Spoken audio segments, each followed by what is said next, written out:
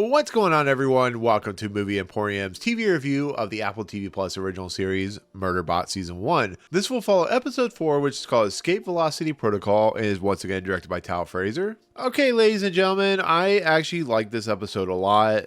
I thought it was a fun, entertaining look into the mindset of the character that is Murderbot, but I have to admit that this series didn't need to be 10 episodes. And I said this last week, I think this is a good companion piece to the last episode, and it could have been one 40 to 50 minute episode, to be fairly honest. But they're parsing this out to be too thin on its storytelling elements, and instead of being like 5 episodes a season, which is what it should have been, it feels like we're getting too many small pieces and parts, and we're getting not enough material to fulfill an episode of a series. And I think if you watch like last week's and the weeks before episode, I think it really fits into the combination of what this series can do.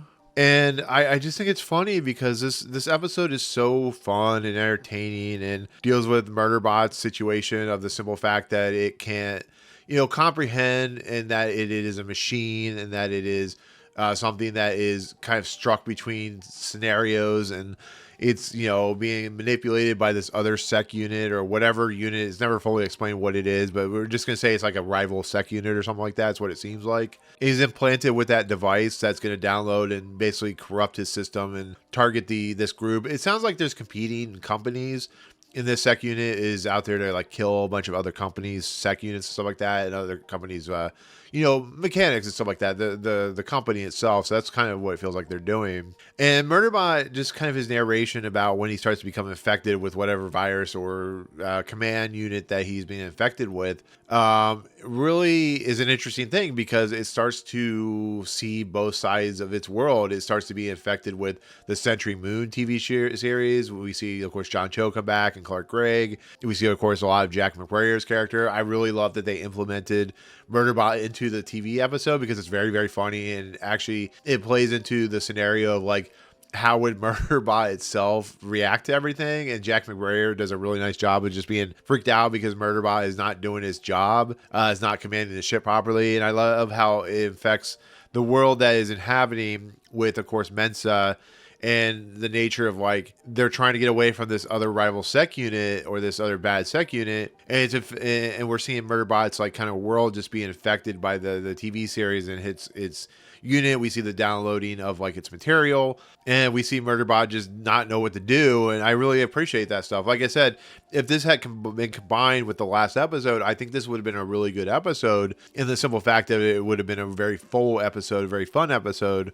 But because it's parsed into 2 parts, it has to lead off and lead into a cliffhanger in a lot of respects. And therefore, I have like a huge problem with that and stuff like that. And on top of everything, you have Rati, and then you have the other crew members who are trying to figure out where Mensa is. We find out she's trying to make a plan to get Murderbot back. And I don't know if they're characters. I think Rati's fun, but he's more of like that, like I would say, goofy sidekick that doesn't really know what he's doing. He like doesn't know how to work a gun. He like confuses like things with the gun and how to use it. He's like, I'm gonna go save Mensa and Murderbot. It doesn't really work. It's just too goofy for its own sake. And I think Rati's become one of those characters where if he becomes serious, it's actually gonna feel out of left field and very stupid, to be fairly honest. Like how a stun bolt reflects back and shoots him in the head. It's pretty funny, like how it kind of wipes him out. But like the other characters, they're there just to kind of instill themselves into eventually helping out the crew, and then they kill the rival SecBot by like landing on the plane on the SecBot's unit.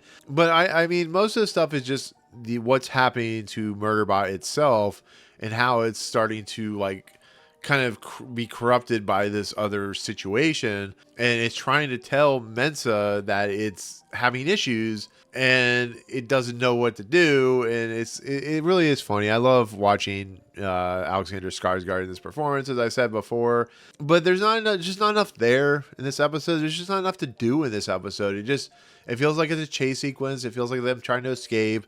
And then it leads to him being fully downloaded with that device that gets stuck in the back of his neck, and it to basically corrupts him, and he's like trying to explain it's trying to explain that, you know, it's going to kill them, and it finally just shoots itself in the face or in the stomach, which, you know, it's not, Murderbot is not going to die. It's going to be fine. It's going to survive, and so on and so forth. And I mean, once again, if you combine the last 2 episodes, it would have been much more perfect and much more to talk about. But the one thing I do like the opening to this episode, because we learn a little bit about the place that these murder bots are put together. We learn that these people have sentences, and the more murder bots and the more like skill that they learn, the less time they have. You're basically in prison with sentences and stuff like that. I really love those types of stories where they're indentured servants basically, and they have, you know, things that are timed. There's stuff like games like Freedom Wars, and I think Ready Player One dealt with this a little bit about people that are, when they're put in jail and they're given times that they have to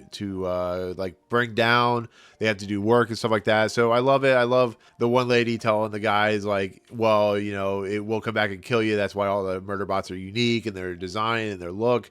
And I love Murderbot, how it just kind of talks about that and stuff like that, which I thought was kind of funny. But it's just it's a pretty fun episode. There's some cool action in it. You know, I love watching, you know, the sec unit gets stabbed, or the rival sec unit gets stabbed, and then it comes back to life, and then it gets squished like a bug, which I thought was really funny. I thought there was going to be like some big reveal, like Mensa was going to be that other rival sec bot, but it's just another sec unit. Is all it is. I love how just, you know, Alexander Skarsgård's sec unit just doesn't know how to respond because it's under this like corruption facilitator device. And like I said, I really like this episode. I thought it was a lot of fun, and it's very entertaining, but it needs the other episode to complete itself. It feels like, once again, 10 episodes is a lot of stuff to talk about, but if you combine it into 5 episodes, you're giving yourself a lot better material, and that's just what this episode doesn't have, and I think it's a big problem. So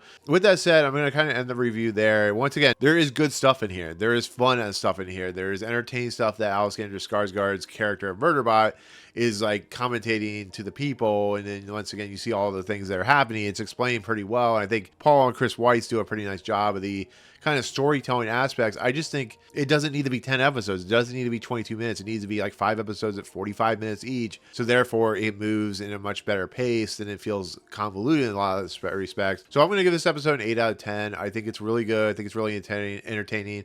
But without the other episode, it does fall flat in the kind of the entertaining, energetic material that is trying to represent. So that's how I feel. So with that said, that is going to be my take on Escape Velocity Protocol, the 4th episode of the season 1 of Murderbot. Anyways, thank you so much for watching. Comments below. What did you think of this episode? Did you like it? Did you not like it?